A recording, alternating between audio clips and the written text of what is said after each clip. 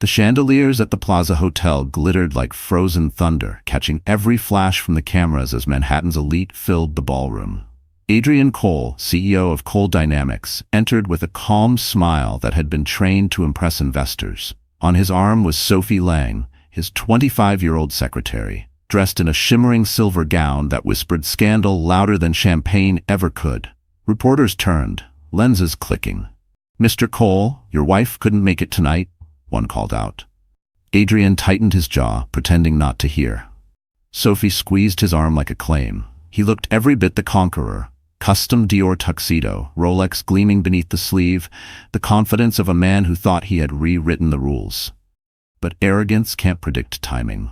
Because at that very second, the doors of the ballroom opened again.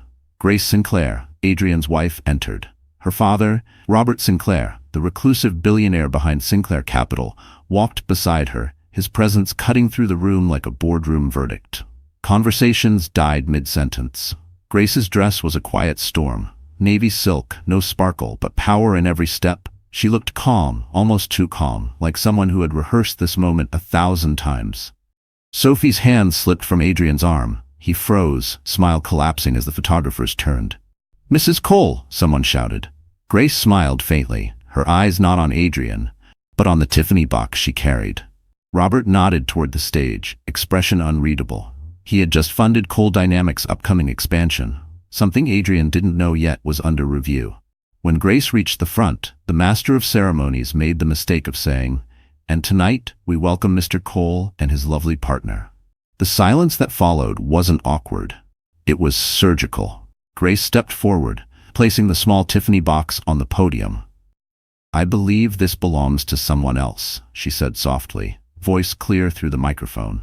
"And as for being a partner, perhaps that definition should be clarified." Adrien's smile broke completely. The cameras zoomed in, one click, two, and the headlines wrote themselves. Robert Sinclair rested a hand on his daughter's shoulder. "Let's give them a real introduction," he murmured. Grace turned to the crowd. "Good evening," she began, steady and deliberate. "I'm Grace Sinclair Cole, and I'm here to thank the people who reminded me that silence protects no one." The room held its breath. Even the music dared not play. Adrien reached for the microphone, but Robert's gaze, ice and authority, stopped him cold. Grace looked directly at her husband, her tone cutting through the air like glass. "Some partnerships," she said, "end the moment truth walks in the door." And just like that, the empire he built on lies began to crack, one chandelier reflection at a time. The morning of the gala began like any other in the Cole penthouse overlooking Central Park. Sunlight spilled through the tall windows, warming the marble floor. Grace Cole sat at the breakfast counter, stirring her coffee slowly, eyes unfocused.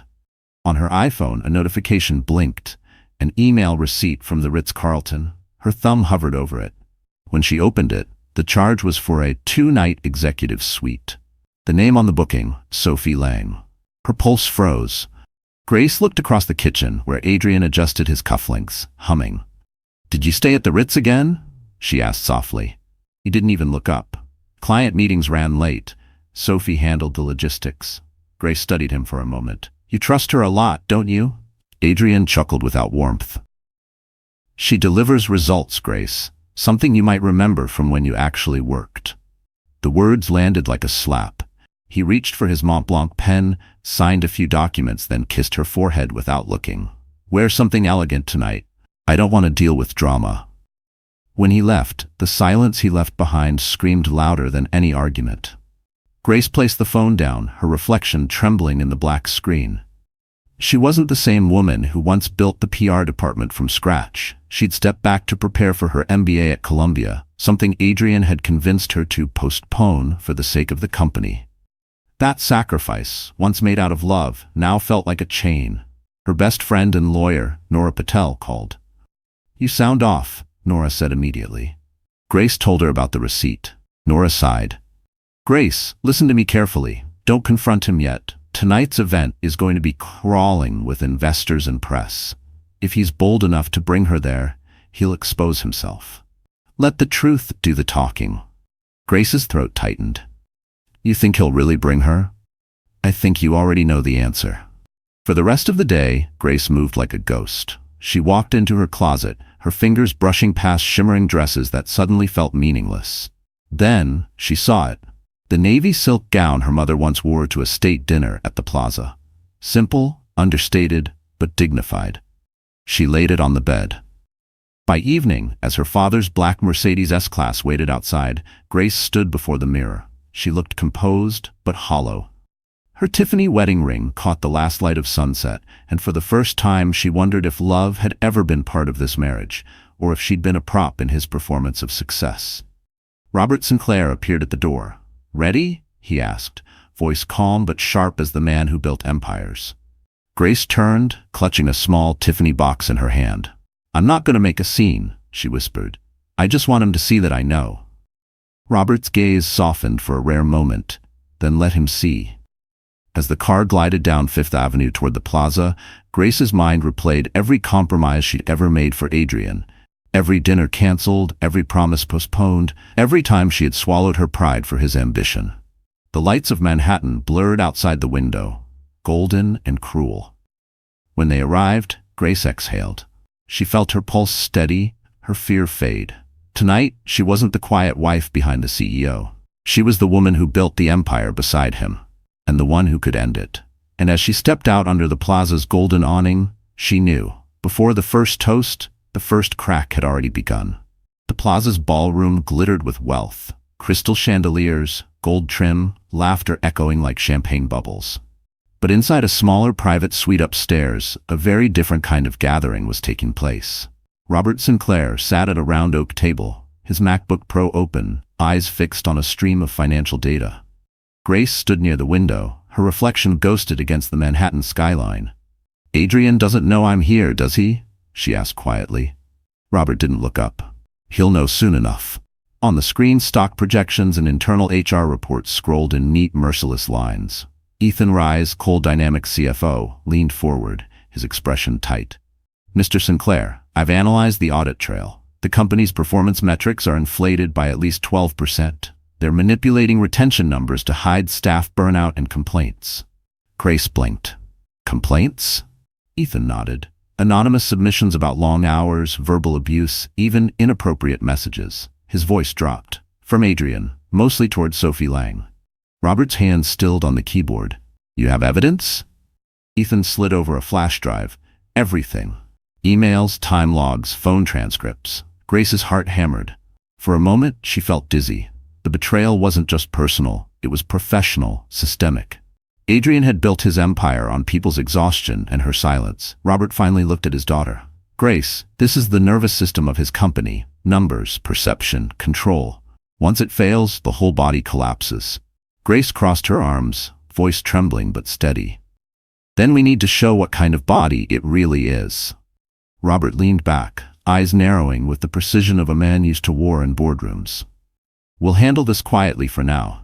I'll instruct Marcus Hale to monitor all communications. If Adrien slips tonight, we'll have proof before the market opens." Marcus, a tall man in a tailored black suit, entered without knocking. "Security perimeters tight, my team's covering all exits, press passes verified." He handed Grace a discreet earpiece. "You'll hear everything in real time if anything happens downstairs." Grace hesitated before taking it. "You really think it'll come to that?" Marcus's tone was calm. "Mrs. Cole, men who think they can't lose usually do," loudly. Robert gave a short nod of approval. "Grace, tonight isn't about revenge, it's about restoration. You've been patient long enough. Now it's time to use what he underestimated most, your composure." Grace drew a slow breath. Outside the window, the lights of Park Avenue shimmered like constellations on Earth. She watched limousines pull up one after another, bringing people who worshipped power as if it were religion. Downstairs, the gala was beginning. Adrien was probably already basking in applause, Sophie at his side pretending the world was his stage. Nora Patel's voice came through Grace's phone. "All set. Legal team is on standby. If he does anything unethical tonight, we'll trigger the compliance clause in the loan agreement." Grace managed a small smile. "Thank you, Nora." Robert closed his laptop, the metallic click sharp in the still air. "We move when the truth shows its face, not before." Grace straightened her shoulders, her pulse slowing into rhythm. The fear that once paralyzed her had transformed into focus. Every heartbeat matched the ticking of the Mont Blanc pen Robert twirled between his fingers. For the first time in months, Grace felt control return to her hands, not through shouting, but through silence sharpened to a blade.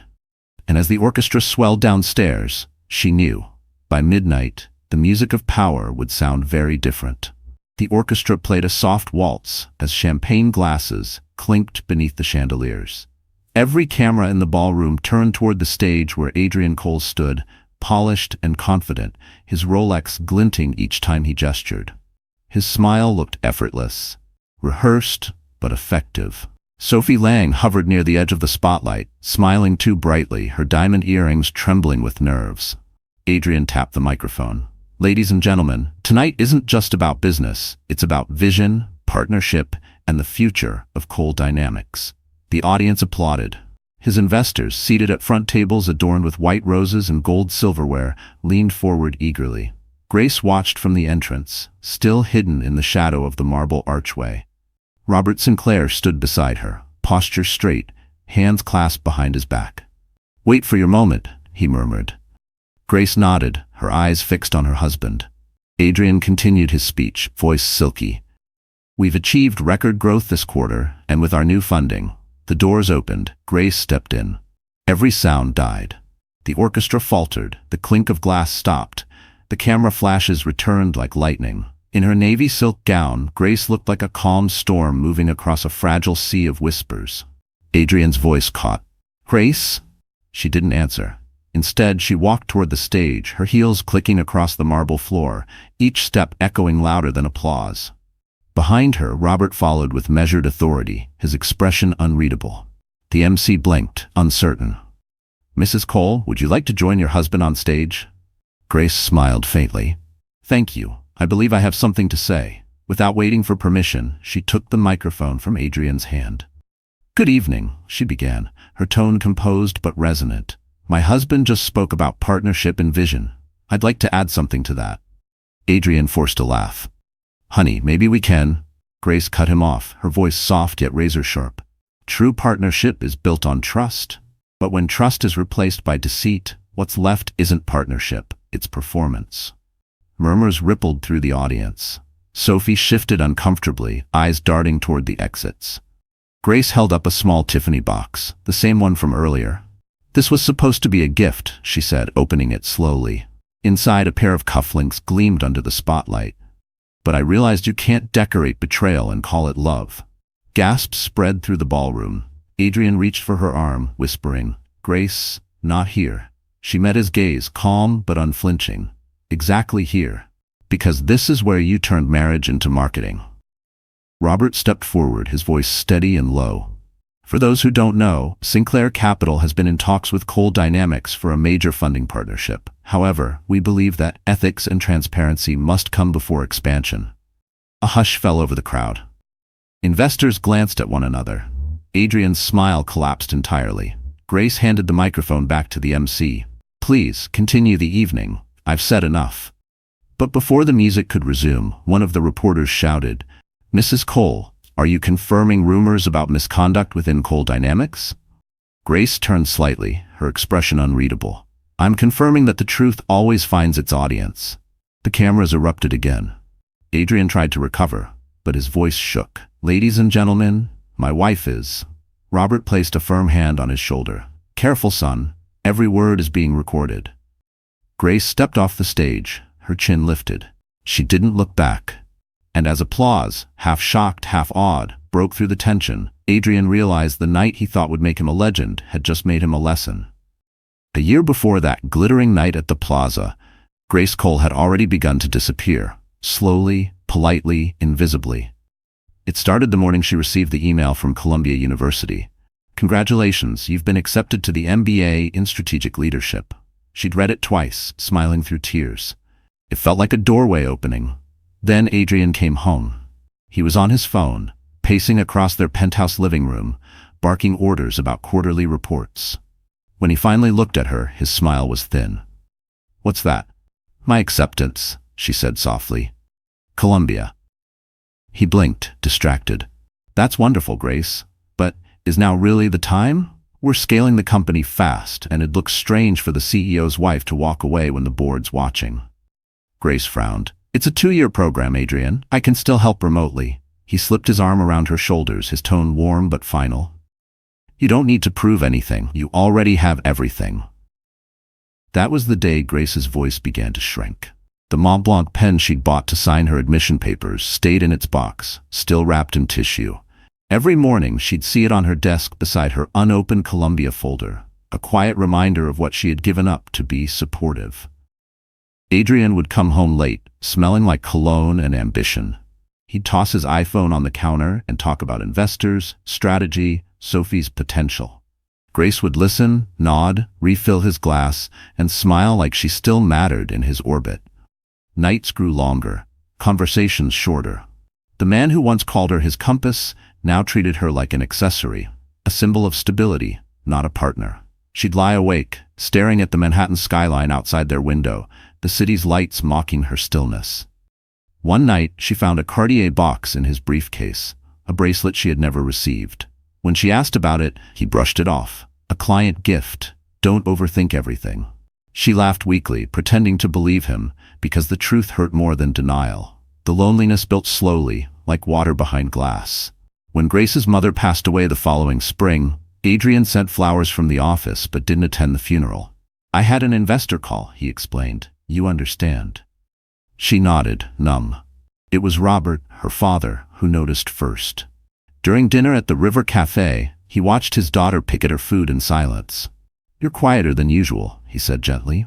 I'm fine, Dad. He reached across the table, his voice firm but tender. Grace, fine is what people say when they've given up. She looked away, tears burning her eyes. He just needs time. He's under pressure. Robert exhaled slowly. Pressure reveals character. It doesn't excuse it. That night, she sat on her balcony, clutching her mother's old watch, a vintage Rolex passed down through generations. Its steady ticking was the only sound in her empty apartment. Grace made a promise to herself. If Adrien ever publicly humiliated her, she would no longer protect him. She didn't yet know when or how, but she would reclaim the life she had paused. When the Ritz-Carlton receipt appeared in her inbox a year later, she didn't cry. She simply opened the drawer, took out the Mont Blanc pen still gleaming inside its case, and whispered, "Time's up." And from that moment on, the quiet wife began to write the loudest chapter of her life, without saying a single unnecessary word. The Gala had descended into whispers and half-frozen smiles. After Grace's stunning interruption, Adrien tried to recover by mingling, laughing too loudly, pretending nothing had happened. But beneath the glitter and champagne, panic rippled like static. Sophie Lang slipped away from the crowd, her silver gown trailing behind her as she headed toward the antechamber near the ballroom. Her hands trembled as she pulled out her phone. Messages from Adrien filled the screen. Half apologies, half orders. Stay calm. Don't talk to anyone. I'll handle it. She deleted them all. Then the door opened, and Grace stepped inside. For a moment, neither spoke. The hum of the ballroom faded into the distance, replaced by the low thrum of city traffic beyond the windows. Grace looked composed, the Tiffany box now gone, but her eyes, those calm, sharp eyes, held the weight of truth. "Sit down, Sophie," she said gently. Sophie hesitated, then obeyed, perching on the velvet armchair like a guilty student. "Mrs. Cole, I swear it's not what people think." Grace raised a hand, silencing her. "I'm not here to shame you," Sophie blinked. "You're not?" Grace shook her head. "You think he loves you?" Sophie's lips parted. "He said, he promised." Grace's voice softened, almost sympathetic. "That you were special. That no one understood him the way you did. That he needed you." Tears filled Sophie's eyes. "Yes." Grace took a step closer. "He said the same things to me, right before convincing me to give up my MBA. The younger woman froze, her mascara smudged slightly as she whispered, "He used me, didn't he?" Grace didn't answer immediately. She reached into her clutch and pulled out a cream envelope. "Inside is a non-disclosure support agreement, drafted by Nora Patel, my lawyer. It gives you legal protection if you're retaliated against after tonight. You'll have the freedom to testify or walk away without fear." Sophie looked stunned. "You're helping me?" Grace met her gaze. "No, I'm helping every woman who thinks silence is loyalty." The words hit harder than anger could. Sophie's composure crumbled. She buried her face in her hands, sobbing quietly. Grace sat across from her. You're young. You made mistakes. But what you do next decides whether you stay a victim or become a witness. There was a long silence. Then Sophie looked up, eyes wet but steady. What do you want me to do? Tell the truth, Grace said simply. Not to me, to yourself. Then decide who deserves your loyalty. The ballroom's music swelled faintly through the walls. Adrien's laughter forced, hollow. Grace stood, smoothing her gown. Sophie whispered, "He'll destroy me." Grace paused by the door. "He already tried. The only difference is, I stopped letting him." As Grace left, Marcus Hale, Robert's head of security, passed her in the hallway. He gave her a subtle nod. He'd recorded the entire conversation through the earpiece she wore. Proof, compassion, and control, all in one move. Back inside, Sophie stared at the envelope on the table. Then, trembling, she picked it up. Downstairs, Adrien raised his glass to a group of investors, smiling wide enough to hide the tremor in his hand. But upstairs, two women had already rewritten the story he thought he owned, and the real press conference hadn't even begun. Midnight lights shimmered off the glass towers of Park Avenue, reflecting a city that never truly slept, especially not on a night like this. While the ballroom downstairs still pulsed with forced laughter, a quieter, colder meeting took place in a private suite 2 floors above. Robert Sinclair stood at the head of the mahogany conference table, sleeves rolled, demeanor calm but lethal. Beside him sat Ethan Reyes, the CFO of Cole Dynamics, scrolling through files on his iPad. The digital clock on the wall ticked toward 12:03 a.m. Grace entered silently, her heels barely making a sound on the Persian rug. "Adrien's still mingling," she said, pretending nothing's happened. Robert nodded. "Good. The longer he plays innocent, the deeper the fall." Ethan cleared his throat. "Mr. Sinclair, I've confirmed the numbers. There's a problem with the ESG compliance data. If regulators see this, the funding deal collapses instantly." Grace frowned. "He falsified reports?" "Not directly," Ethan said carefully. "He told HR to reclassify burnout cases as temporary leaves. He also buried employee complaints under wellness initiatives. It looks ethical on paper, but it's a lie." Robert looked at Grace. "That's the crack we need." He turned to Ethan. "I want a formal hold on the disbursement. Notify the 3 lending banks to suspend the revolving credit line pending review." Ethan hesitated. "That'll hit him hard. He'll know it's you." Robert smiled faintly. "That's the point." Marcus Hale entered, closing the door behind him. Press is starting to pick up chatter from the ballroom. Adrien's PR team is spinning it as a marital misunderstanding. Should I release the footage of his private conversation with the secretary? Grace shook her head instantly. "Not yet. Let him bury himself first." Robert studied her for a moment. "You're learning quickly." Grace met his eyes. "You taught me to play long games." For a brief second, the Iron Billionaire almost smiled. Ethan slid a laptop toward Grace. On the screen, projections danced in neat, glowing lines: stock fluctuations, media impact, liquidity risk. If we freeze the credit line now, the stock will drop 5% by morning. 10 if the media connects it to misconduct. Grace looked at the data, her pulse steady. "Then we'll freeze it, but not to destroy him, to expose him. I want the employees to know what kind of system they've been working under." Robert's expression softened with quiet pride. "That's your mother in you. She never fought to humiliate, only to illuminate." Outside the windows, the city shimmered with indifferent beauty. Yellow taxis streamed below like veins of light. Grace placed her hand on the laptop trackpad, hovering over the send command for the freeze order. "Grace," Ethan said quietly, "once this goes out, there's no coming back." She looked out toward the skyline. "I already left him long before tonight. This is just the paperwork." She clicked. The file transmitted. A tiny chime confirmed it. Simple, final, irreversible. Robert leaned back, exhaling. "Now we wait." Grace walked to the window, gazing at the rows of offices still lit at midnight. She thought of all the people who'd sacrificed their health for a paycheck, who'd swallowed fear the same way she'd swallowed silence. Down below, Adrien toasted to his bright future, unaware that his company's heartbeat had just been paused. And as the city lights blinked against the night sky, Grace realized this wasn't revenge, it was surgery. The kind that saves what's worth keeping by cutting out the rot. The sun hadn't yet risen over Manhattan, but Adrien Cole was already awake, sitting in his penthouse office with a tumbler of whiskey half full and his Rolex blinking in the pale light. The gala was over, yet its ghost still echoed in his head. The cameras, the whispers, Grace's calm voice slicing through his pride like glass. He opened his MacBook, scrolling through the night's headlines. Cole Dynamics faces ethics probe. CEO's marriage crumbles during gala. He slammed the laptop shut, chest tightening. He'd spent his life constructing an image, polished, untouchable. He was the man who came from nothing, the orphan who built a company from a single apartment with a borrowed loan and a dream. He'd learned early that people respected control, not kindness. Control was what kept the wolves away. But now control was slipping. Adrien stood and walked toward the window. The Manhattan skyline stretched before him like a monument to ambition. Steel, glass, and lies held together by ego. For the first time, it didn't look like victory. It looked like a prison built from his own reflection. The intercom buzzed. "Sir," Sophie's voice trembled. "HR just called. The banks froze our credit line. Payroll's locked." Adrien's stomach dropped. "What?" "Something about ESG compliance and pending audit authorization. They said Sinclair Capital initiated it." He gripped the edge of his desk, knuckles white. "Grace," he hissed. She came by earlier," Sophie continued hesitantly. "She left an envelope for you." "Where is it?" "On your desk." He grabbed it. Inside, a single sheet of paper, Grace's handwriting, elegant and deliberate.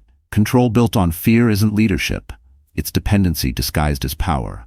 You taught me that lesson. Thank you." Beneath the note, his wedding ring. Adrien sank into his chair, the letter trembling in his hand. For the first time in years, he didn't know what move to make. Every strategy, every speech, every illusion of dominance felt suddenly childish. His phone rang. It was his COO. "Adrien, the media's everywhere. Investors want answers. Do you want me to release a statement?" "Not yet," Adrien muttered. "Buy time." The call ended, leaving only the hum of the city. He poured another drink, but it didn't calm him. The silence pressed in, thick and suffocating. He thought of Grace's eyes at the gala. Not angry, just done. That hurt more than rage ever could. He remembered their first apartment in Brooklyn, before the suits, before the empire. She'd brought home takeout from a corner deli, laughing when he stayed up all night working on his first pitch deck. Back then, she was his reason. Somewhere along the way, she became his reflection. A mirror he stopped looking into because it showed him the truth. He picked up his phone again, scrolling through his messages with Sophie. Sweet nothings, promises, lies. Each one looked smaller now, pathetic against the weight of what he'd lost. He stared out the window again, at Wall Street's cold towers in the distance. He'd once thought power meant never having to apologize.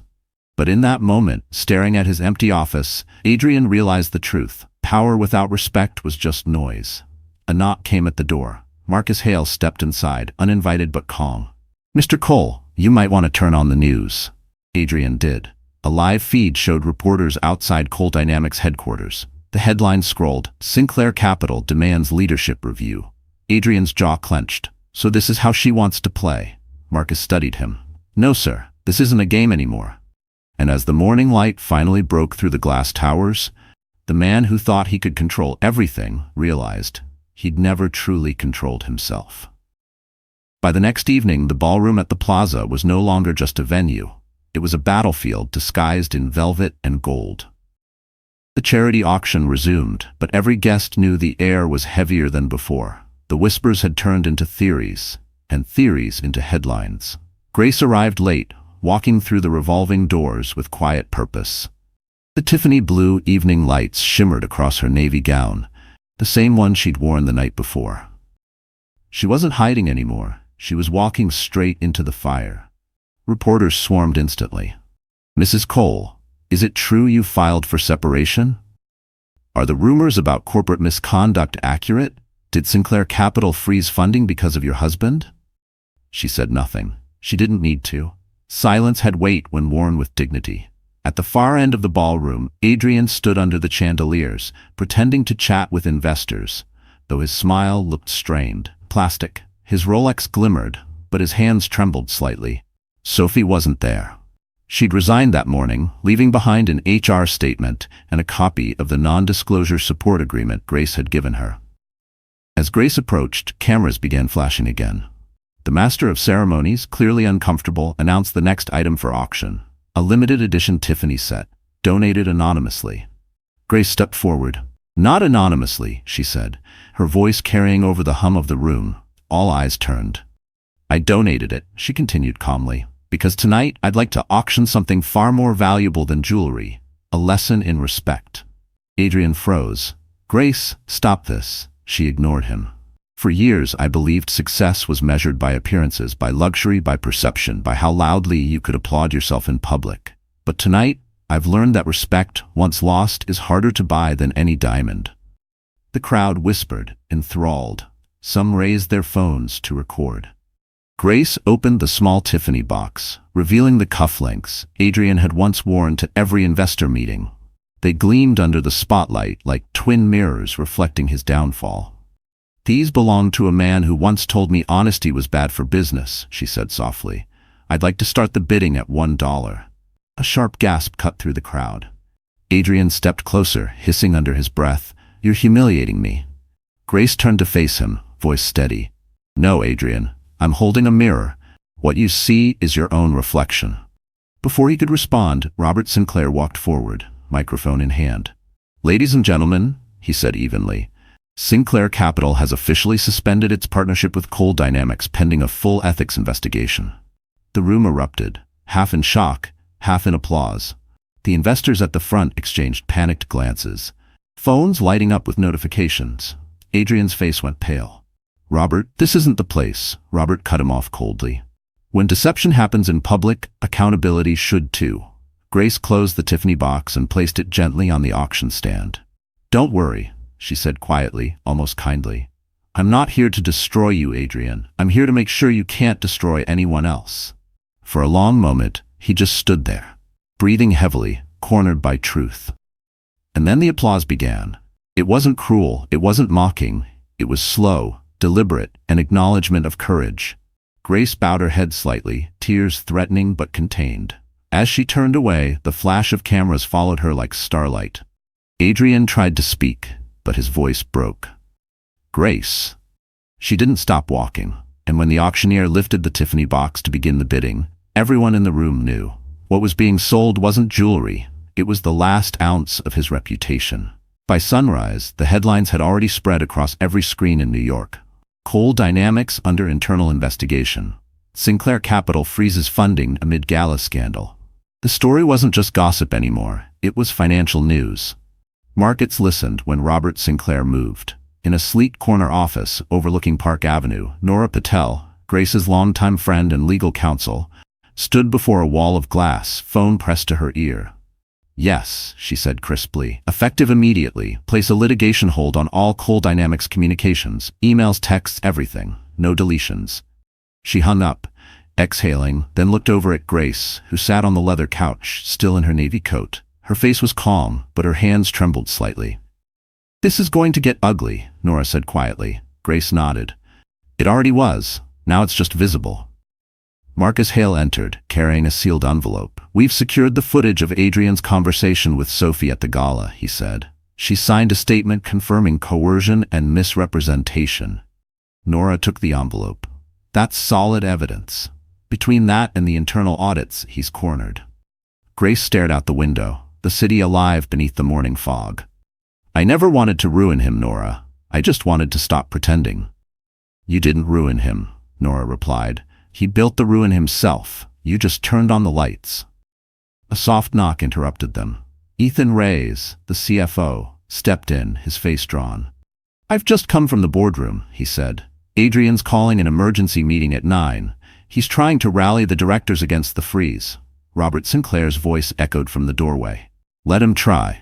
He entered the room, immaculate as ever, his Mont Blanc pen glinting in his breast pocket.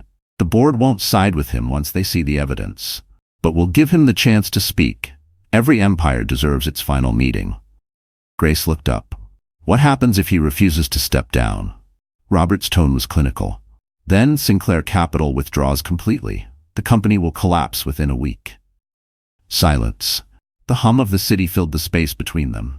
Grace pressed her palms together. "Then I want to be there, not to fight, but to watch him face the truth." At 9 sharp. The board assembled in the glass-walled conference room of Cole Dynamics.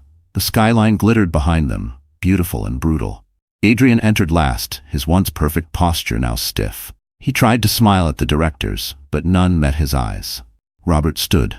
"Before we begin," he said, "I'd like to address the leadership concerns raised after last night's events." Adrien cut in, voice sharp. "This is a personal matter. My private life has nothing to do with corporate performance." Ethan cleared his throat. "Actually, sir, it does. The falsified HR data and misuse of funds directly tie into your conduct." Adrien spun toward him. "You're siding with them?" "I'm siding with integrity," Ethan said simply. Grace entered then, quiet but unmissable. Every head turned. She took a seat beside Robert, folding her hands. Adrien froze. "You don't belong here," he muttered. "Neither does corruption," she replied. Robert slid the audit file across the table. "You can resign voluntarily, Adrien, or you can stay and watch every truth come out, one report at a time." Adrien's hand trembled. He looked around the table. No allies left. The silence crushed him. Finally, he signed the resignation form. The Mont Blanc pen clattered faintly against the glass table. Grace rose, voice soft but firm. "You once said power meant never apologizing. I think it's the opposite." He didn't look up, and as the board voted to accept his resignation, the sound of the gavel felt less like punishment, and more like the first honest breath the company had taken in years. The boardroom emptied slowly, leaving behind only echoes of whispered relief and the faint smell of espresso. Grace lingered by the window, watching the city hum beneath her. Yellow taxis slicing through Park Avenue traffic, the morning sun glinting off skyscrapers like gold on water. She had imagined this moment for months, yet it felt less like victory and more like release. Robert Sinclair stood across the room, arms crossed, silent as the skyline itself. His presence filled the space, steady, immovable. When he finally spoke, his voice was low but edged with something deeper than authority. "You did what needed to be done," he said. "Not many have the stomach for that." Grace turned to face him. "It doesn't feel like justice, Dad. It feels like loss." Robert nodded slowly. "Justice always feels like that to the people who still have hearts." He walked closer, studying her carefully. "You remind me of your mother tonight." Grace smiled faintly. "You mean stubborn?" He allowed the smallest grin. "Determined.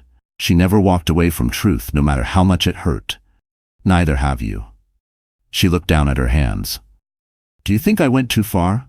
Robert exhaled. "Grace, when a man uses power to humiliate others, he forfeits his right to sympathy. You didn't destroy Adrien, you revealed him." There was silence between them, filled only by the distant hum of Manhattan. After a moment, Grace asked quietly, "What happens now?" "Now," Robert said, "we rebuild. Sinclair Capital will stabilize the company temporarily, then install an independent ethics committee. Ethan will take interim control. You'll need to decide what comes next for you." Grace blinked. "For me?" "You've spent years building someone else's dream," he said gently. "It's time to remember your own." She swallowed hard. "I don't even know who I am without the chaos." Robert stepped closer, his tone softening. "You're my daughter. That's a start." He placed a hand on her shoulder, firm, grounding. "I want you to know something," he said.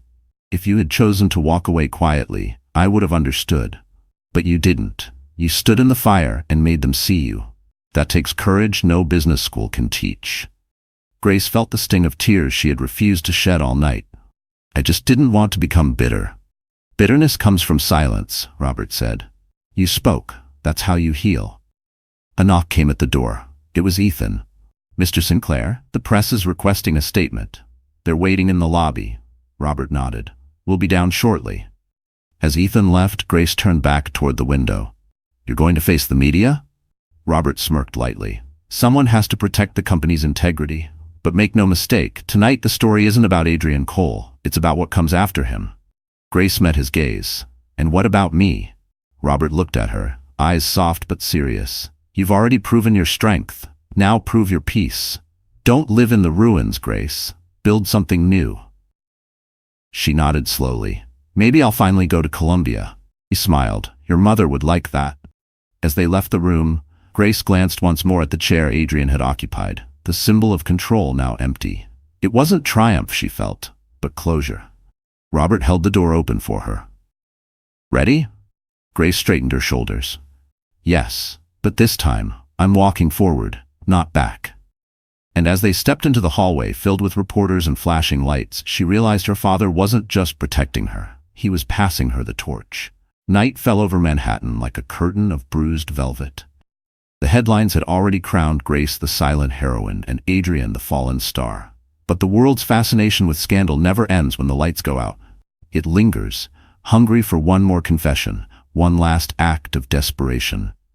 In the penthouse that once symbolized success, Adrien Cole sat alone. The floor-to-ceiling windows reflected a ghost, his own. Half-empty bottles of Glenfiddich lined the counter, paper scattered across the marble floor. The city outside sparkled with indifference. The doorbell rang. Sophie Lang stood there, her face pale, her makeup minimal, her expression torn between guilt and resolve. She held a small Cartier box, the same one Adrien had once promised would seal their future. He blinked, surprised, voice rough from sleeplessness. "Sophie, what are you doing here?" "I came to give this back," she said simply, holding out the box. He stared at it, bitterness creeping into his tone. "You're really going to betray me too?" Sophie hesitated, then shook her head. "No, Adrien, you did that yourself," he laughed bitterly. "You think you're any different from Grace? She used me to make her father proud. You used me to climb the ladder. Don't pretend you were innocent." Tears welled in Sophie's eyes, but she stood her ground. "Maybe I wasn't, but at least I'm trying to fix it now." Adrien turned away, pacing toward the window. "Fix it? You've ruined me. They've frozen my accounts, stripped my position, dragged my name through every headline. What more do you want?" Sophie's voice steadied. "I want you to admit what you did, to me, to her, to everyone." He spun around. "You don't understand. I built this empire from nothing. I worked for every dollar, every headline. No one gave me a damn thing." Sophie stepped forward, trembling but fierce. "And in the process, you became the very thing you hated, a man who thinks power means ownership." For a moment, the silence between them was unbearable. Then she set the Cartier box on the table and whispered, "Grace offered me protection. She didn't have to. That's the difference between you and her." Adrien's jaw clenched. "Get out." She didn't move. "The investigators will call tomorrow. Tell them the truth, Adrien. Don't make this worse." He scoffed. "You think truth matters in this world?" "Yes," she said quietly, "because it's the only thing left when everything else burns." The front door opened again. Marcus Hale stepped in, his black suit immaculate, expression unreadable. "Mr. Cole," he said evenly, "I suggest you listen. Everything you've said tonight has been recorded for your protection and hers." Adrien froze. "You bugged me?" Marcus didn't flinch. "Grace wanted you to have a chance to speak freely before the investigators arrived. Consider it your last courtesy." Adrien's face hardened. "Tell her she's won." Marcus's voice dropped an octave. "This was never about winning." Sophie looked one last time at the man she'd once believed in. "Goodbye, Adrien." She turned and left, her heels echoing down the marble hallway. The door clicked shut.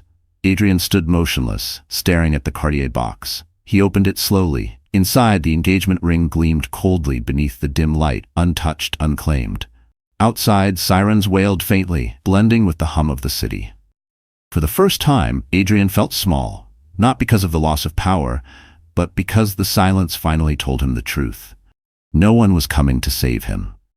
And as the night swallowed the city, the man who thought he owned everything realized he had never truly owned anyone, not even himself. By dawn, the storm had reached Wall Street. What began as a scandal, whispered at a gala, had now become a full-blown financial meltdown. The giant ticker outside Cole Dynamics headquarters blinked red. Cole 8.9%. The numbers flickered like an open wound, bleeding across every screen from Times Square to Park Avenue. Inside the company's sleek glass tower, chaos reigned. Assistants darted between offices clutching printouts, phones rang non-stop, and anxious voices echoed down the corridors. Reporters had gathered on the sidewalk outside, shouting questions as cameras rolled. Ethan Reyes, now acting CEO, stood before the trading monitors with a jaw clenched so tightly it hurt. He had been through crises before, but never one this personal.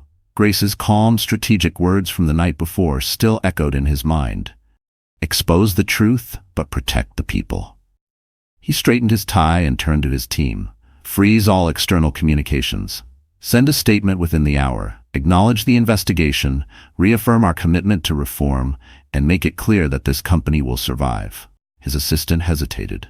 "Sir, the board wants to know if we should reach out to Mr. Cole for comment." Ethan's eyes hardened. "No. From this moment forward, Adrien Cole speaks only for himself." Meanwhile, Grace watched the live coverage from Robert's penthouse. The financial networks played the footage from the gala on repeat. The moment she placed the Tiffany box on the podium, the moment Robert announced the funding freeze, she looked at herself on the screen, detached, almost foreign. Robert entered the room with 2 cups of coffee. "It started," he said quietly. Grace nodded. "It had to." He handed her a mug. "You know the market. Panic comes first, recovery after. You can't stop the fall, but you can decide what rises from it." Grace smiled faintly. "I don't care about the stock, Dad. I care about the people inside that company who think this means they've failed." Robert studied her, pride glimmering in his eyes. "That's exactly why you're not like him." Across the city, Adrien sat in his office surrounded by silence and shattered ego. The ticker on his TV seemed to pulse like a heartbeat out of rhythm. He picked up his iPhone, scrolling through contacts. His lawyer, a few journalists, an old investor friend. But every name blurred together. No one was answering anymore. The door opened. It was Ethan. He stepped inside, posture firm. "Adrien." Adrien didn't turn. "Come to watch the show?" "I came to tell you I'm taking care of the staff," Ethan said evenly. "They deserve better than this chaos." Adrien laughed bitterly. "You think you can save them? You're naive." Ethan walked closer, lowering his voice. "No, I just believe leadership means owning the mess you make. Something you forgot." For a moment, the air between them was thick with old loyalty and new resentment. Adrien finally turned, eyes red-rimmed. "You'll regret siding with her." Ethan's expression didn't waver. "I didn't side with Grace. I sided with what's right." He left without another word. Outside, investors scrambled to protect their positions, analysts speculated, and Cole Dynamics stock tumbled past 10%. But within the storm, something remarkable happened. Employees began speaking out, not in fear, but in relief. Anonymous messages poured into HR, thanking the board for taking action. Back at Robert's penthouse, Grace read the messages one by one. Her chest tightened, not with guilt, but with quiet vindication. Robert watched her silently, then said, "It's funny. You brought down a man and lifted 100 more." Grace looked out the window at the city glittering below. "No, Dad, I just gave them permission to breathe again." And as the market closed that evening with Cole Dynamics still bleeding red, Grace knew the numbers would recover. But her faith in herself already had. The next evening, the Plaza Hotel once again became a silent witness to the fall and rebirth of power. But this time, the ballroom lights were off. Only the presidential suite glowed, high above Fifth Avenue, where a confrontation waited to unfold. Inside, Robert Sinclair sat at a grand mahogany table, a stack of legal documents neatly arranged beside a Mont Blanc pen. Grace stood by the window, her reflection merging with the Manhattan skyline. The soft hum of the city below felt almost like a pulse, steady, inevitable. Adrien arrived 10 minutes late, wearing the same Armani suit from the board meeting. His tie was loosened, his eyes tired. Yet he still carried the same arrogance that once charmed investors and crushed opponents. "So," he said, forcing a smirk, "this is the part where you two decide how much of my company you want to steal." Robert didn't look up. "We're not stealing anything, Adrien. We're protecting what's left." Adrien scoffed. "What's left? You froze my accounts, took my seat, dragged my name through every tabloid in America. What else could you possibly want?" Grace turned slowly. Her voice was calm, deliberate. "Accountability." He laughed, but there was no joy in it. "You think this makes you noble? You embarrassed me in front of everyone. My employees, my board, my investors. They weren't your audience," Grace interrupted quietly. "They were your victims." Robert finally spoke, sliding a document across the table. "This is a standstill agreement. You sign it, you step down temporarily as CEO, and you allow an independent ethics audit. In return, Sinclair Capital won't pursue civil damages." Adrien stared at the paper, incredulous. "You can't be serious." Robert's tone hardened. "I'm offering you dignity, Adrien. Don't mistake it for mercy." Grace folded her arms. "If you refuse, the Department of Labor will receive every HR file you buried, and the press will get your full email correspondence with Sophie Lang." Adrien's face went white. You wouldn't. I already did, Grace said. This is the only way left to end it quietly. The room fell silent. The ticking of the grandfather clock filled the space between their breaths. Adrien looked down at the Mont Blanc pen, its gold tip gleaming under the chandelier light. For a moment he considered walking out, burning it all down just to hurt her back. But then his eyes caught Grace's reflection in the window, calm, unflinching, untouchable. For the first time he understood he had already lost. He took the pen, his hand shaking slightly, and signed. The sound of ink scratching across paper felt heavier than any courtroom sentence. When he finished, Robert nodded once. You'll still have your shares, Adrien, but control? That's over. Adrien's eyes flicked to Grace. Was this revenge worth it? She shook her head. This wasn't revenge. This was closure. He laughed bitterly. You'll miss me when the silence gets too loud. Grace met his gaze, unwavering. No, I'll finally be able to hear myself think. Adrien pushed the papers toward Robert and stood. You two can have your victory. He turned for the door, but before leaving, he glanced back. You know, Grace, you could have ruined me completely. Why didn't you? She smiled faintly. Because I'm not you. The door closed behind him, echoing like a final gavel. Grace exhaled, shoulders trembling for the first time all night. Robert placed a hand on her back, proud but quiet. It's done. She looked at the signed papers, at the pen still glinting in the light. No, Dad, she whispered. It's just beginning. And as the city lights flickered across the suite, the empire Adrien once ruled began its new reign. Under honesty, not ego.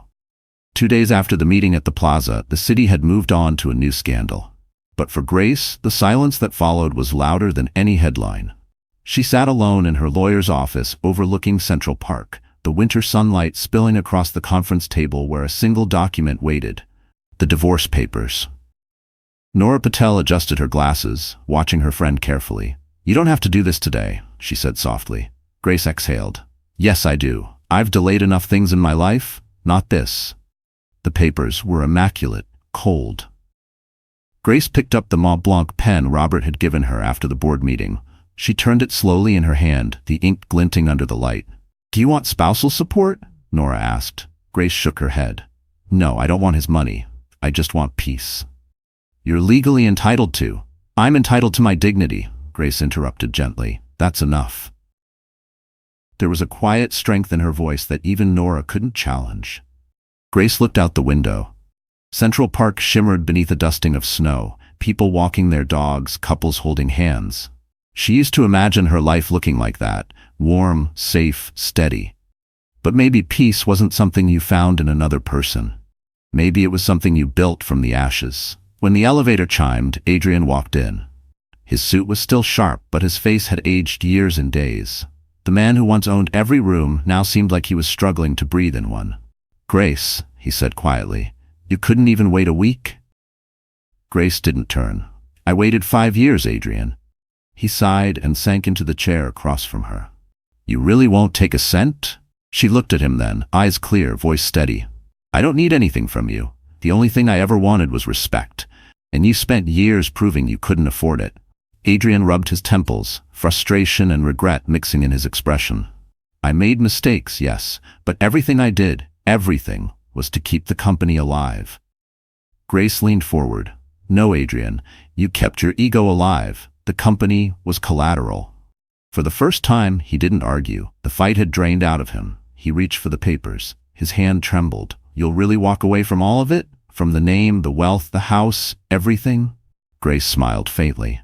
I walked away the night you forgot who I was.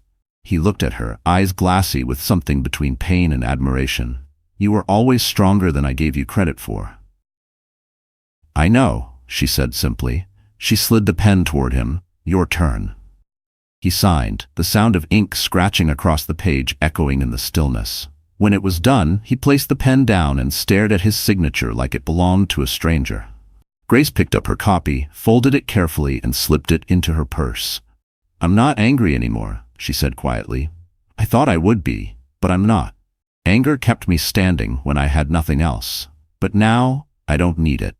Adrien looked at her one last time. Do you ever think we could have been different? She hesitated, then nodded. Maybe, if you'd loved me half as much as you loved control. She rose to leave. The light from the window wrapped around her like closure itself. At the door, she paused and turned slightly. "Goodbye, Adrien. Take care of yourself," he whispered. "You already did." And as the elevator doors closed, Grace realized she wasn't walking away from a marriage. She was walking toward her freedom. That night, the city outside Grace's penthouse was draped in quiet. Central Park shimmered below, half asleep under the New York snow. For the first time in years, the apartment didn't smell like Adrien's cologne or the sharp sting of stress. It smelled like jasmine tea and clean air. Grace sat by the window, wearing her mother's old wool sweater, bare feet tucked under her. The divorce had been finalized that morning. One signature, and half a decade of her life became a legal file. Yet there was no triumph, no bitterness, just stillness. Her phone buzzed on the coffee table. Messages from journalists, well-wishers, even strangers calling her the woman who exposed a titan. She turned the phone face down. She didn't need validation from headlines. Tonight wasn't about power. It was about healing. Grace reached into a small drawer and took out her mother's vintage Rolex, the one that had ticked through every generation of Sinclair women. She wound it gently, listening to the soft click of gears coming back to life. For years, she had stopped hearing her own rhythm. Now, it was coming back. She rose and walked into the study, where a box sat unopened on the desk. It was the same one she'd ignored for months, her deferred admission package from Columbia University. The edges were slightly worn, the seal half torn. She opened it carefully, fingers trembling. Inside was the letter she knew by heart. "We're pleased to confirm your acceptance into the MBA program, deferred 1 year. Please notify us by March 1st if you intend to enroll." March 1st. 2 weeks away. Grace smiled softly. She picked up a pen and began drafting her response. For the first time, the idea of the future didn't scare her. Her thoughts drifted to Adrien, alone now, probably surrounded by lawyers and regret. A small part of her still hoped he'd learn something from the wreckage. But that wasn't her burden anymore. The only person she needed to save now was herself. A knock at the door startled her. When she opened it, Robert Sinclair stood there, holding 2 Starbucks cups and a small bag of takeout. "You didn't eat dinner," he said simply, walking in without waiting. Grace laughed. "I'm 30, Dad, not 13. "Doesn't matter," he said, setting the food down. Even generals eat after battle. They sat together at the table, the hum of the city outside like background music. Robert studied her quietly. "You seem lighter," he said. Grace nodded. "I feel lighter." He smiled faintly. "Your mother used to say peace is what's left after truth does its job." Grace sipped her coffee. "Then truth worked overtime this week." They both laughed softly. After dinner, Robert stood to leave but paused by the door. "Grace," he said, his tone more tender than usual. "Your mother's foundation has been dormant for years. If you want to restart it, education, women in leadership, whatever direction you choose, I'll fund it. Think of it as your next chapter." Her eyes glistened. "You'd really do that?" "You've earned it," he said simply. When he left, Grace sat again by the window. The Rolex ticked on her wrist, steady and sure. Across the street, the lights of Fifth Avenue blinked like small affirmations. She opened her laptop and began sketching out a proposal. Sinclair Fellowship for Women in Leadership. The idea flowed like oxygen. For the first time, her future wasn't attached to anyone else's name. Outside, the first flakes of snow began to fall again. Soft, quiet, forgiving. Grace whispered to herself, "This time it's mine." And as the night deepened, the woman who had once lived in the shadow of a man began to rise, not as a survivor, but as her own beginning. 2 weeks later, a new dawn broke over Manhattan, and for Cole Dynamics, it wasn't just another business day. It was the start of a reckoning. The company's gleaming glass tower on Fifth Avenue no longer bore Adrien's presence. His nameplate had been removed, his office sealed. But inside the building, a cautious energy buzzed. For the first time in years, employees walked in not with fear, but with curiosity. Ethan Rise stood at the front of the main auditorium, adjusting his tie nervously. As interim CEO, he looked more like a professor than a power figure, yet his voice carried steady authority when he spoke. "We're not here to erase our past," he began, "but to rebuild what it broke. From this day forward, no one in this company should feel small enough to be silent." A murmur of agreement rippled through the crowd. HR leaders, engineers, designers, all listening, many for the first time truly believing that the culture might change. Grace sat quietly in the back row, wearing a soft gray coat, her hair pinned loosely. She hadn't wanted to attend, but Ethan insisted. "You started this," he had said. "You deserve to see it evolve." On stage, he unveiled a new initiative, Integrity First. The phrase glowed across the screen behind him, accompanied by a bold tagline, "Leadership is service." Under it were real reforms, anonymous reporting lines, mentorship programs for women, flexible work hours, and a partnership with Columbia's business ethics department. Grace felt a lump rise in her throat. This wasn't revenge, this was redemption. When the applause began, she slipped out quietly, heading toward the executive floor. The space was eerily quiet, like a museum after closing. Adrien's old office door stood ajar, the air still faintly scented with cedar and arrogance. She stepped inside. The walls were bare, no portraits, no awards, no trace of him. But on the desk, she found something unexpected, a small leather notebook. Inside were scribbled ideas, new strategies, marketing pitches, and a few raw lines written in Adrien's unmistakable handwriting. "I built an empire and lost the only person who believed in me." She closed the book gently, not with pity, but with understanding. For all his flaws, Adrien had been human, and that humanity, warped, neglected, was the same thing she was trying to restore in the company he left behind. "Grace?" Ethan's voice came from the doorway. She turned. "You're doing a good job," she said softly. He smiled, looking almost embarrassed. "I'm just trying not to crash the ship you helped steer back to shore." Grace chuckled. "You won't. You actually listen." They walked together to the lobby, where the new company plaque gleamed on the wall. Cole Dynamics, rebuilt on trust. The employees exiting the meeting smiled as they passed, some nodding at Grace in quiet gratitude. Outside, the afternoon sunlight hit the Fifth Avenue glass facade just right, turning the company's logo into a prism of color. Grace paused, feeling warmth spread through her chest. Ethan glanced at her. "You're leaving for Columbia soon, aren't you?" She nodded. "Next month. But I'll stay connected. This place deserves a better legacy." He grinned. "You already gave it one." As she stepped out onto the street, the wind carried the faint hum of traffic and laughter from nearby cafes. The chaos that once defined her life had faded into balance. The city didn't feel cruel anymore. It felt alive. Grace looked up at the tower one last time, her reflection merging with the skyline. "He built a company," she whispered, "but we built a future." And as she walked down Fifth Avenue toward her next chapter, the empire that once silenced her was finally learning to speak with integrity. By the following month, the story had traveled far beyond New York. Business journals called it the Plaza Redemption. Ethics professors dissected it in classrooms, and for once, a corporate scandal ended not in ruin, but in reflection. Grace Sinclair's name had become synonymous with quiet power, not vengeance. Yet fame was never what she wanted. She wanted understanding. Closure. On a crisp spring morning, she sat at a small corner table at a cafe near Columbia University, sipping her latte and reviewing lecture notes. The scent of roasted coffee and rain lingered in the air. She was no longer Mrs. Adrien Cole. She was Grace Sinclair again, a name she was finally proud to carry alone. Across from her sat a journalist from the Wall Street Ledger, recording device discreetly placed between them. "Grace," the reporter said gently, "your story has inspired thousands of women in business to speak up. How do you feel about that?" Grace smiled modestly. "I didn't set out to inspire anyone. I just stopped lying to myself. The rest followed." "But do you think what you did changed corporate culture?" She paused, swirling her coffee. "Change doesn't start with companies," she said softly. "It starts with conversations. It starts with one person deciding silence is no longer an option." The journalist nodded, clearly moved. "And Adrien Cole, have you spoken to him since the investigation closed?" Grace hesitated.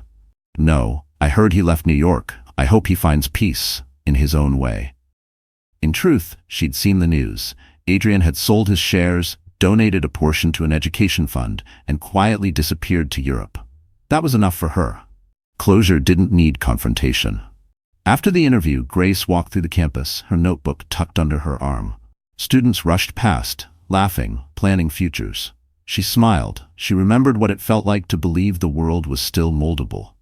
She found a quiet bench under a budding cherry tree and sat down. Her phone buzzed. A message from Ethan. Audit results cleared. We're officially certified as a transparent company. Employees voted to rename our mentorship fund after you, the Sinclair Initiative.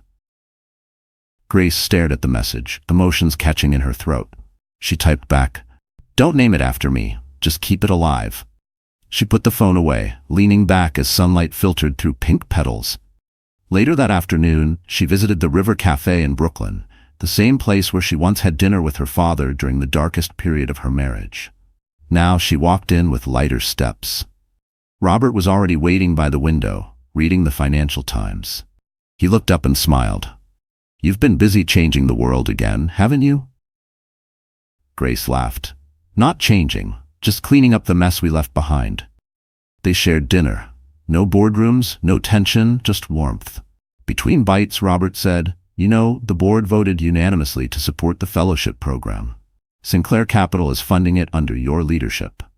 Her eyes widened. "Mine? Who else?" he said proudly. "It's time for you to lead something that doesn't demand you to sacrifice yourself." For once, Grace didn't argue. "Then I'll do it," she said softly, "but only if it stays true to what it started from, truth and empathy." Robert raised his glass. "To truth, then." They clinked glasses gently. The evening sun painted the Brooklyn Bridge gold, reflections rippling across the river. As she looked out over the skyline, Grace felt something she hadn't in years. Not victory, not relief, but harmony. Everything that had fallen apart had rearranged itself into something better. And when night descended over Manhattan, the woman who once stood alone under the chandeliers of humiliation was now the quiet voice echoing across boardrooms, a reminder that truth, once spoken, never fades. It had been 6 months since the gala, the night everything fell apart, and somehow fell into place. Summer had come to New York, painting the skyline gold and lavender, but inside the polished marble halls of the Manhattan family court, the air was still heavy, echoing with footsteps, verdicts, and the sound of endings. Grace sat quietly in the courtroom, wearing a cream suit and no jewelry except her mother's vintage Rolex. Across the aisle, Adrien sat alone, looking smaller than she remembered. No assistants, no entourage, no arrogance. Just a man stripped of armor. Judge Lawson entered, flipping through the case file. "Final hearing on the matter of Cole versus Cole," he announced. "All terms agreed?" Nora Patel, seated beside Grace, nodded. "Yes, Your Honor. Both parties have settled privately. No contest." Adrien spoke softly. "That's correct." The judge glanced at the paperwork. "Mr. Cole, you are relinquishing all joint property and financial claims. Mrs. Sinclair, you're waiving alimony. Are you certain?" Grace met the judge's gaze. "I'm certain." The pen scraped paper. The final stamp landed with a heavy thud, an ending disguised as paperwork. Judge Lawson smiled faintly. "Then I wish both of you peace. Court is adjourned." Grace exhaled quietly. It was over.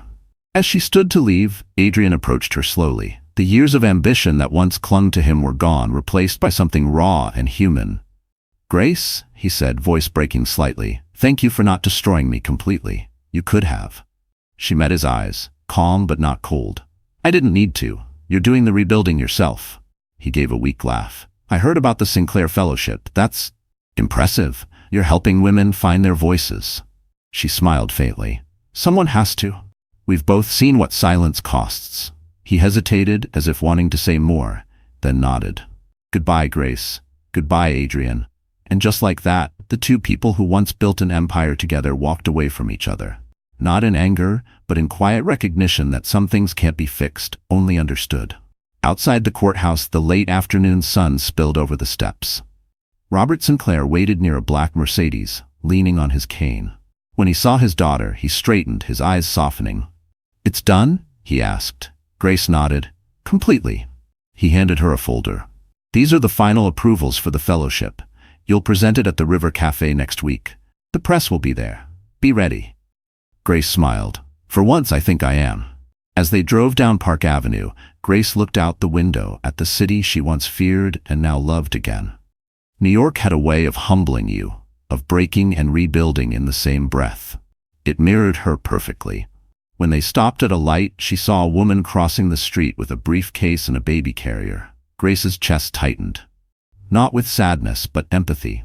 She understood that balance now, the weight of ambition, the price of love, the strength it took to keep walking anyway. Robert glanced at her. "What are you thinking?" She smiled softly. "That endings aren't always about loss. Sometimes they're just the universe saying, 'Now you're ready.'" He nodded approvingly. "Then you're ready." Later that night, Grace stood on her balcony overlooking Central Park. The city lights sparkled like the chandelier that had witnessed her humiliation months ago, but this time they didn't mock her. They saluted her. She whispered into the warm summer breeze, "I forgive you, Adrien, and I forgive myself." And in that single act of grace, the last shadow of her past lifted, leaving behind not a victim, not even a survivor, but a woman finally whole. 7 months after the gala, the city that once witnessed Grace's humiliation now gathered to celebrate her rebirth. The evening sun glowed like molten gold across the East River, reflecting on the glass walls of the River Cafe beneath the Brooklyn Bridge. Inside, the room buzzed with soft music, camera flashes, and murmurs of admiration. Tonight marked the launch of the Sinclair Fellowship for Women in Leadership, a scholarship and mentorship foundation built on the ashes of her pain. Business leaders, journalists, professors, and young women filled the elegant dining room, sipping champagne as the skyline shimmered outside. Grace stood near the floor-to-ceiling window, wearing a sleek white gown that whispered strength, not vanity. On her wrist, her mother's Rolex gleamed faintly beneath the soft light. She held a simple Mont Blanc pen in her hand, the same one she'd used to sign her divorce papers, now repurposed to sign new beginnings. Robert Sinclair approached, his tuxedo impeccable, pride shining through his usual stoicism. "Full house," he said with a rare smile. "You've done it, Grace." She turned to him, eyes soft. "We've done it. You believed in me when I couldn't." He squeezed her hand. "Your mother would have been proud. She always said the world changes one woman's courage at a time." The host tapped the microphone, and the chatter faded. "Ladies and gentlemen," he announced, "please welcome the founder of the Sinclair Fellowship, Ms. Grace Sinclair." Applause filled the air as Grace stepped onto the stage. The skyline glittered behind her, Manhattan glowing like a memory she'd finally made peace with. She paused before speaking, letting the silence settle. "A year ago," she began, "I stood in a ballroom much like this one. The chandeliers sparkled, the music played. But that night, I learned something. Glamour fades fast when truth walks into the room." Soft laughter rippled through the audience. "I was humiliated publicly, yes, but that moment gave me something more powerful than reputation. It gave me clarity. I realized how many women stay silent in the face of disrespect, believing it's safer to shrink than to speak. I was one of them. Until I wasn't." Her voice strengthened. The Sinclair Fellowship was born from that silence, from every woman who thought she had to endure in order to belong. I want them to know, endurance is not weakness. Speaking up is not rebellion. It's leadership. Applause broke out again, warm and genuine. Grace smiled, emotion glistening in her eyes. "I don't stand here as a victim or even as a survivor. I stand here as proof that healing is possible, and that power built on truth doesn't destroy, it restores." She looked at the front row where Ethan Rise sat with the new Cole Dynamics leadership team. They nodded respectfully. The company had changed, rebuilt itself under the very values she had once fought for. When the applause faded, Robert joined her on stage, handing her a small velvet box. Inside was a delicate Cartier bracelet, her mother's. "It's time this came home," he whispered. Grace's eyes filled. She clasped it around her wrist and turned back to the crowd. "This bracelet once belonged to a woman who believed in grace through strength. I finally understand what she meant." The audience rose to their feet. Cameras flashed. The skyline behind her gleamed brighter than ever, as if New York itself was acknowledging her journey. Later that night, as the guests departed and the music softened, Grace stepped out onto the terrace. The breeze from the East River carried the faint hum of the city she loved, the same city that had once broken her and then built her again. She whispered to the night, "I'm not afraid anymore." The lights of Manhattan blinked in silent agreement. And as the river flowed beneath the bridge, Grace Sinclair, once the wife behind a man's empire, became the architect of her own legacy, proving that the truest revenge is not destruction, but rebirth. So, that's how the story ends. Grace's journey wasn't just about betrayal or revenge, it was about rediscovering herself after losing everything. And if you're still here, listening until this moment, maybe something inside you is whispering too. Maybe this story touched a place in your heart that still believes in second chances. You see, healing doesn't happen when everything is perfect. It begins when we finally stop pretending. Like Marcus Aurelius once wrote, you have power over your mind, not outside events. Realize this, and you will find strength. That's what Grace learned. The power to rebuild starts within. Not from revenge, but from release. Life will always test us. People will betray, disappoint, and misunderstand. But every ending, if faced with truth, becomes a beginning. And you, yes, you watching this right now, carry that same strength Grace found, the courage to start again. If this story moved you, if it reminded you of your own resilience, please like this video, share it with someone who needs hope tonight, and don't forget to subscribe. Because here, we tell stories that don't just end, they heal.